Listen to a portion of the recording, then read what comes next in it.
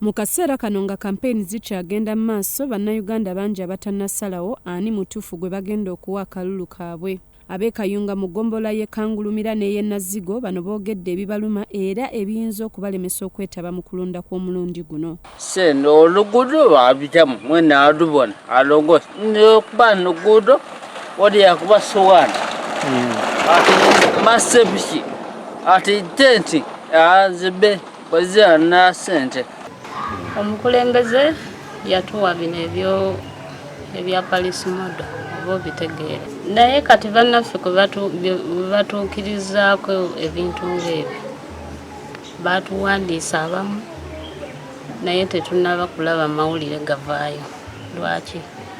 Ate ebbanga liyiseewo. Abamu ku batuuze abawangalya mu constituency y'Entenjeru South e Kayunga bagamba nti ku mulundi guno si baakwetaba mu kulonda okusinziira ku bbanga lye bamaze nga balonda. Bano bagamba nti balondera bwereere.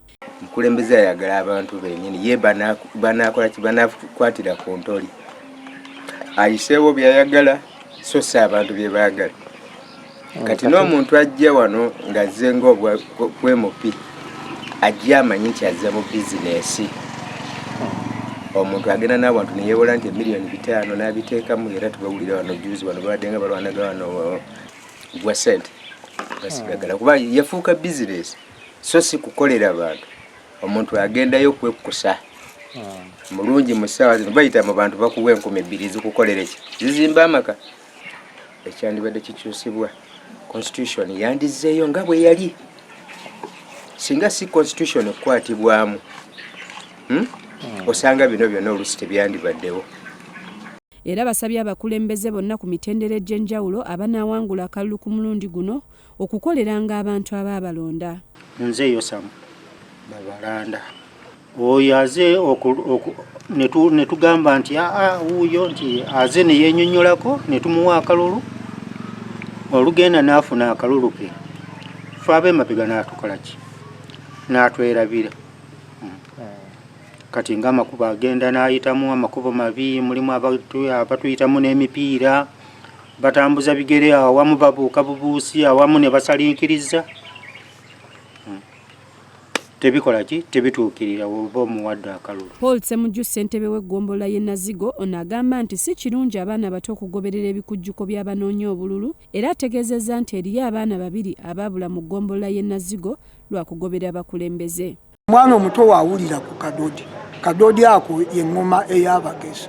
Omwana omuto atambula butambuzi tekikoma nno nakudda naye mulimu abaana abato mu kampeyini za 2021 mulimu abaana 2 nze mu ggombolola yange baabulira ddala baatambula n'oli eyeesimbyewo yali wa disitulikiti yonna ne bava mu ggombolola yange ne bamalako disitulikiti n'olwaleero tetuddangamu kubalaba. Kivumirira mulimu abaana baffe abawala abasoma kakati batambudde kweza eŋŋoma bakomyewo ssaawa 4 ssaawa 5 naye omuzadde n'oggulawo zo obuvunaanyizibwa obunene yakubuusa ku bazadde kuba of course nange ni muzadde tukuuma abaana baffe naye ng'ekyo ekikolwa kibi nnyo eky'abaana okugoberera bannabyabufuzi. Bano era mu kwogerako ne Salt Media banokoddeyo ebimu ku ebyo bye bandyagadde abakulembeze okubakolera muno nga mwe mulina okuzzaawo omusolo gw'omutwe.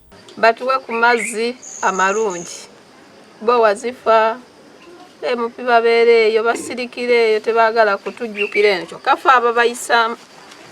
Batuwe amazzi batuwe amasannyalaze batwongereko n'essomero lya gavumenti erya sekendule. Ekisinga okwagala okukomawo wano ne batuleetera ku mazzi amasannyalaze okiraba enguudo ennungi nosobola kukola ki okubeerawo netutaba bizinesi zaffe zonna kati kasaaza nozolaba abantu otukolera ekifo si kirungi. Bya kitongole ky'amawulire kya Salt TV Omunnyo.